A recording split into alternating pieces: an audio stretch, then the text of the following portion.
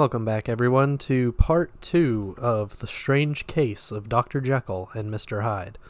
I've looked through the book and figured out how many pages we did last time. Excuse me. And so I'm going to split it up into that, so it was 11 pages out of this book. So that will come out to be 4 parts for this book. So today we're going to read chapters 3 through 5. Chapter 3. Dr. Jekyll was quite at ease. A fortnight later, by excellent good fortune, the doctor gave one of his pleasant dinners to some 5 or 6 old cronies, all intelligent, reputable men, and all judges of good wine. And Mr. Utterson so contrived that he remained behind after the others had departed. This was no new arrangement, but a thing that had befallen many scores of times. Where Utterson was liked, he was liked well. Hosts loved to detain the dry lawyer, when the light-hearted and the loose-tongued had already their... Excuse me, today seems to be a hard day to read. Let's start that sentence over. Where Utterson was liked, he was liked well. Host loved to detain the dry lawyer, when the light-hearted and the loose-tongued had already their foot on the threshold. They liked to sit a while in his obtrusive company, practicing for solitude, sobering their minds in the man's rich silence after the expense and strain of gaiety. To this rule, Dr. Jekyll was no exception, and as he now sat on the opposite side of the fire, a large, well-made, smooth-faced man of 50, with something of a slyish cast, perhaps, but every mark of capacity and kindness, you could see by his looks that he cherished for Mr. Utterson a sincere and warm affection. "I have been wanting to speak to you, Jekyll," began the latter. You know that will of yours." A close observer might have gathered that the topic was distasteful, but the doctor carried it off gaily. "My poor Utterson," said he, "you are unfortunate in such a client. I never saw a man so distressed as you were by my will, unless it were that hide-bound Lanyon, at what he called my scientific heresies. Oh, I know he's a good fellow. You needn't frown. An excellent fellow, and I always mean to see more of him, but a hide-bound pedant for all that. An ignorant, blatant pedant. I was never more disappointed in any man than Lanyon." "You know I never approved of it," pursued Utterson, ruthlessly disregarding the fresh topic. "My will? Yes, certainly, I know that," said the doctor, a trifle sharply. "You have told me so." "Well, I tell you so again," continued the lawyer. "I have been learning something of young Hyde." The large, handsome face of Dr. Jekyll grew pale to the very lips, and there came a blackness about his eyes. "I do not care to hear more," said he. "This is a matter I thought we had agreed to drop." "What I heard was abominable," said Utterson. "It can make no change. You do not understand my position," returned the doctor, with a certain incoherency of manner. "I am painfully situated, Utterson. My position is a very strange one. It is one of those affairs that cannot be mended by talking." "Jekyll," said Utterson, "you know me. I am a man to be trusted. Make a clean breast of this in confidence, and I make no doubt I can get you out of it." "My good Utterson," said the doctor, This is very good of you. This is downright good of you, and I cannot find words to thank you in. I believe you fully. I would trust you before any man alive, I, before myself, if I could make the choice. But indeed, it isn't what you fancy. It is not so bad as that. And just to put your good heart at rest, I will tell you one thing. The moment I choose, I can be rid of Mr. Hyde. I give you my hand upon that, and I thank you again and again, and I will just add one little word, Utterson, that I'm sure you'll take in good part. This is a private matter, and I beg of you to let it sleep. Utterson reflected a little, looking in the fire. I have no doubt you are perfectly right, he said at last, getting to his feet. Well, but since we have touched upon this business, and for the last time, I hope, continued the doctor, there is one point I should like you to understand. I have really a very good interest in poor Hyde. I know you have seen him, he told me so, and I fear he was rude, but I do sincerely take a very great interest in that young man. And if I am taken away, Utterson, I wish you to promise me that you will bear with him and get his rights for him. I think you would, if you knew it all, and it would be a weight off my mind if you would promise. I can't pretend that I shall ever like him, said the lawyer. I don't ask that, pleaded Jekyll, laying his hand upon the other's arm. I only ask for justice. I only ask you to help him for my sake, when I am no longer here. Utterson heaved an irrepressible sigh. Well, said he, I promise. Chapter 4. The Carew Murder Case. Nearly a year later, in the month of October 18, London was startled by a crime of singular ferocity, and rendered all the more notable by the high position of the victim. The details were few and startling. A maidservant living alone in a house not far from the river had gone upstairs to bed about 11. Although a fog rolled over the city in the small hours, the early part of the night was cloudless, and the lane, which the maid's window overlooked, was brilliantly lit by the full moon. It seemed she was romantically given, for she sat down upon her box, which stood immediately under the window, and fell into a dream of musing. Never, she used to say with streaming tears when she narrated that experience, never had she felt more at peace with all men or thought more kindly of the world. And as she sat, she became aware of an aged and beautiful gentleman with white hair, drawing near along the lane, and advancing to meet him, another and very small gentleman, to whom at first she paid less attention. When they had come within speech, which was just under the maid's eyes, the older man bowed and accosted the other with a very pretty manner of politeness. It did not seem as if the subject of his address were of great importance. Indeed, from his pointing, it sometimes appeared as if he were only inquiring his way. But the moon shone on his face as he spoke, and the girl was pleased to watch it. It seemed to breathe such an innocent and old-world kindness of disposition, yet with something high, too, as of a well-founded self-content. Presently her eye wandered to the other, and she was surprised to recognize in him a certain Mr. Hyde, who had once visited her master, and for whom she had conceived a dislike. He had in his hand a heavy cane, with which he was trifling, but he answered never a word, and seemed to listen with an ill-contained impatience.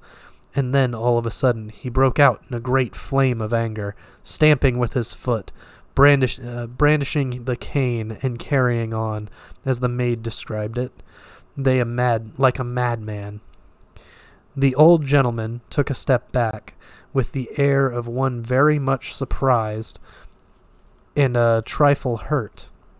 And at that Mr. Hyde broke out of all bounds, and clubbed him to the earth.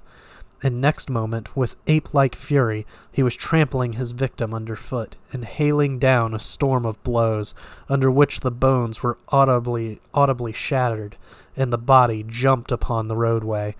At the horror of these sights and sounds, the maid fainted. It was 2:00 when she came to herself and called for the police. The murderer was gone long ago, but there lay his victim in the middle of the lane, incredibly mangled.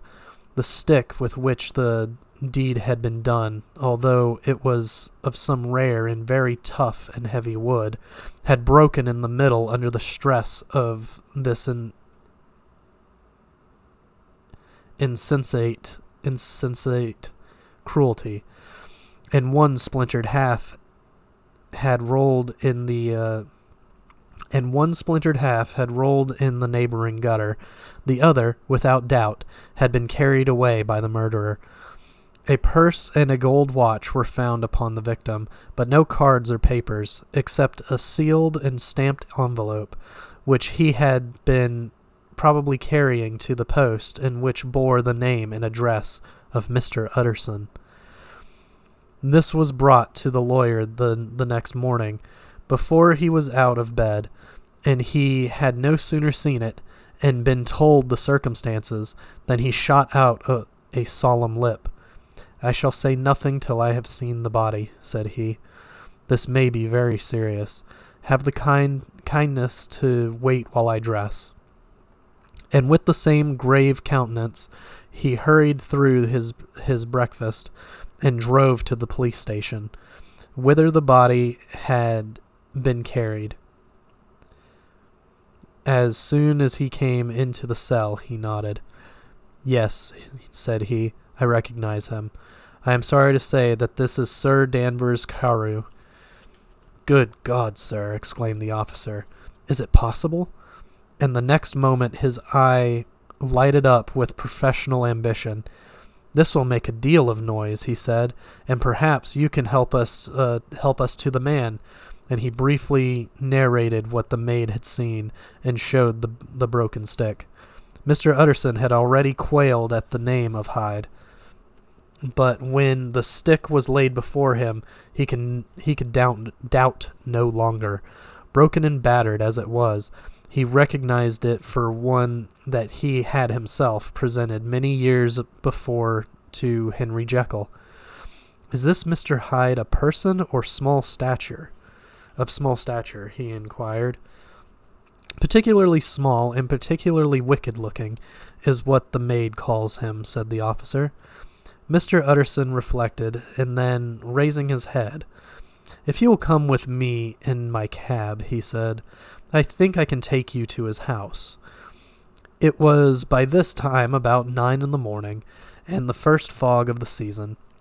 A great chocolate-colored pall lowered over heaven, but the wind was continually changing and routing these embattled vapors, so that as the cab crawled from street to street, Mr. Utterson beheld a marvelous number of degrees and hues of twilight.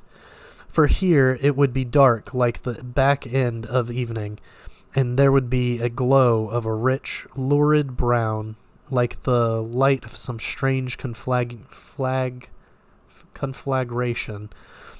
And here, for a moment, the fog would be quite broken up, and a haggard shaft of daylight would glance in between the swirling wreaths. The dismal quarter of Soho seen under these changing glimpses, with its muddy ways and slatternly passengers, and its lamps, which had never been extinguished or had been kindled afresh to combat this mournful renovation of darkness, seemed, in the lawyer's eyes, like a district of some city in a nightmare. The thoughts of his mind, besides, were of the gloomiest dye, And when he glanced at the companion of his drive, he was conscious of some touch of that terror of the law and the law's officers, which may at times assail the most honest. Okay, I gotta move.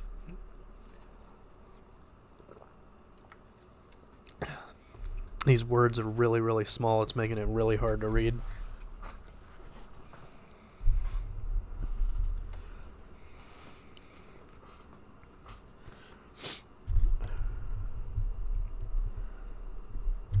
There we go. As the cab drew up before the address indicated, the fog lifted a little and showed him a dingy street, a gin palace, a low French eating house, a shop for the retail of penny numbers and 2-penny salads, many ragged children bundled in the doorways, and many women of many different nationalities passing out, key in hand, to have a morning glass. And the next moment the fog settled down again upon that part, as brown as umber, and cut him off from the blackguardly surroundings. This was the home of Jekyll's favorite, of a man who was heir to $250,000 sterling. An ivory-faced and silvery-haired old woman opened the door. She had an evil face, smoothed by hypocrisy, but her manners were excellent. Yes, she said, this was Mr. Hyde's, but he was not at home. He had been in that night very late, but had gone away again in less than an hour. There was nothing strange in that. His habits were very irregular, and he was often absent. For instance, it was nearly 2 months since she had seen him till yesterday. Very well, then, we wish to see his rooms, said the lawyer, and when the woman began to declare it was impossible, I had better tell you who this person is, he added. This is Inspector Newcomen of Scotland Yard. A flash of odious joy appeared upon the woman's face. Ah, said she, he is in trouble. What has he done? Mr. Utterson and the inspector exchanged glances. He don't seem a very popular character, observed the latter. And now, my good woman, just let me and this gentleman have a look about us. In the whole extent of the house, which but for the old woman remained otherwise empty, Mr. Hyde had only used a couple of rooms, but these were furnished with luxury and good taste. A closet was filled with wine, the plate was of silver, the napery elegant, a good picture hung upon the walls, a gift, as Utterson supposed, from Henry Jekyll, who was much of a connoisseur, and the carpets were of many piles and agreeable in color. At this moment, however, the rooms bore every mark of having been recently and hurriedly ransacked. Clothes lay about the floor, with their pockets inside out. Lock-fast drawers stood open, and on the hearth there lay a pile of grey ashes, as though many papers had been burned. From these embers the inspector disinterred the butt end of a green cheque-book, which had resisted the action of the fire. The other half of the stick was found behind the door, and as this clinched his suspicions, the officer declared himself delighted. A visit to the bank, where several £1,000s were found to be lying to the murderer's credit, completed his gratification. You may depend upon it, sir, he told Mr. Utterson. I have him in my hand. He must have lost his head, or he never would have left the stick, or, above all, burned the cheque-book. Why, money's life to a man. We have nothing to do but wait for him at the bank and get out the handbills. This last, however, was not so easy of accomplishment, for Mr. Hyde had numbered few familiars. Even the master of the servant maid had only seen him twice, His family could nowhere be traced. He had never been photographed, and the few who could describe him differed wildly, as common observers will. Only on one point where they agreed, and that was the haunting sense of unexpressed deformity with which the fugitive impressed his beholders.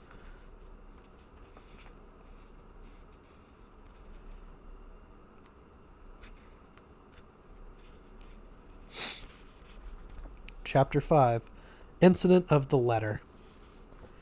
It was late in the afternoon when Mr. Utterson found his way to Dr. Jekyll's door, where he was at once admitted by Poole, and carried down by the kitchen offices, and across a yard which had once been a garden to the building which was indifferently known as the laboratory or the dissecting rooms.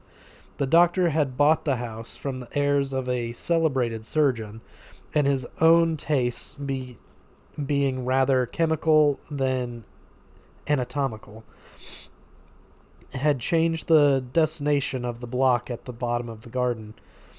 It was the first time that the lawyer had been received in that part of his friend's quarters, and he eyed the dingy, windowless structure with curiosity, and gazed round with a distasteful sense of strangeness as he crossed the theatre, once crowded with eager students and now lying gaunt and silent, the tables laden with chemical apparatus, the floor strewn with crates and littered with packing straw, and the light falling dimly through the foggy cupola. At the further end, a flight of stairs mounted to a door covered with red baize, and through this Mr. Utterson was at last received into the doctor's cabinet. It was a large room fitted round with glass presses, furnished among other things with a cheval glass and a business table, and looking out upon the court by 3 dusty windows barred with iron. The fire burned in the grate. A lamp was set, lighted on the chimney shelf, for even in the houses the fog began to lie thickly, and there, close up to the warmth, sat Dr. Jekyll, looking deadly sick. He did not rise to meet his visitor, but held out a cold hand and bade him welcome in a changed voice. "And now," said Mr. Utterson, as soon as Poole had left them, "you have heard the news?" The doctor shuddered. "They were crying it in the square," he said. "I heard them in my dining room." "One word," said the lawyer. "Carew was my client, but so are you, and I want to know what I am doing. You have not been mad enough to hide this fellow?" "You have not been mad enough to hide this fellow?" "Utterson, I swear to God," cried the doctor. "I swear to God I will never set eyes on him again. I bind my honor to you that I am done with him in this world. It is all at an end, and indeed he does not want my help. You do not know him as I do. He is safe. He is quite safe. Mark my words, he will never more be heard of." The lawyer listened gloomily. He did not like his friend's feverish manner. "You seem pretty sure of him," said he. "And for your sake, I hope you may be right. If it came to a trial, your name might appear." "I am quite sure of him," replied Jekyll. "I have grounds for certainty that I cannot share with anyone. But there is one thing on which you may advise me. I have received a letter, and I am at a loss whether I should show it to the police. I should like to leave it in your hands, Utterson. You would judge wisely, I am sure. I have so great a trust in you."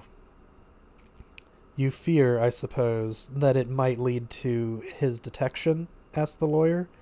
"No," said the other. "I cannot say that I care what becomes of Hyde. I am quite done with him. I was thinking of my own character, which this hateful business has rather exposed." Utterson ruminated a while. He was surprised at his friend's selfishness, and yet relieved by it. "Well," said he at last, "let me see the letter." The letter was written in an old, upright hand, and signed Edward Hyde, and it signified, briefly enough, that the writer's benefactor, Dr. Jekyll, whom he had long so unworthily repaid for 1,000 generosities, need labor under no alarm for his safety, as he had means of escape on which he placed a sure dependence. The lawyer liked this letter well enough.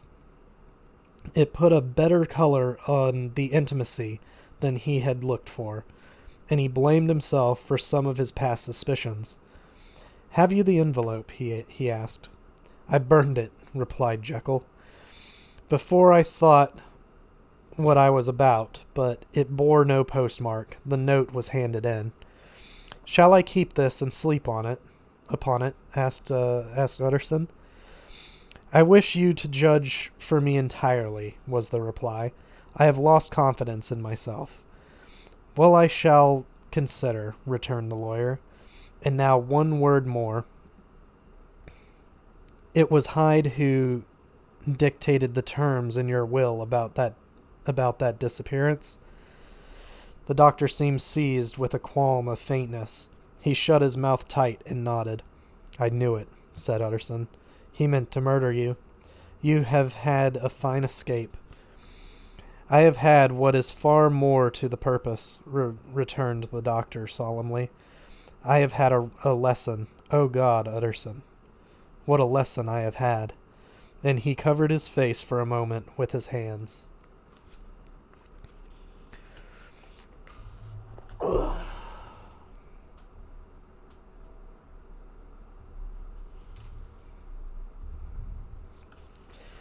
On his way out, the lawyer stopped and had a word or two with Poole.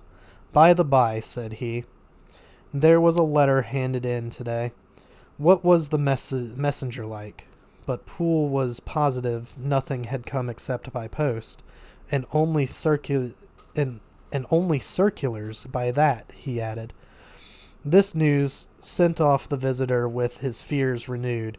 Plainly the letter had come by the laboratory door. Possibly, indeed, it had been written in the cabinet, and, if that were so, it must be differently judged and handled with the more caution.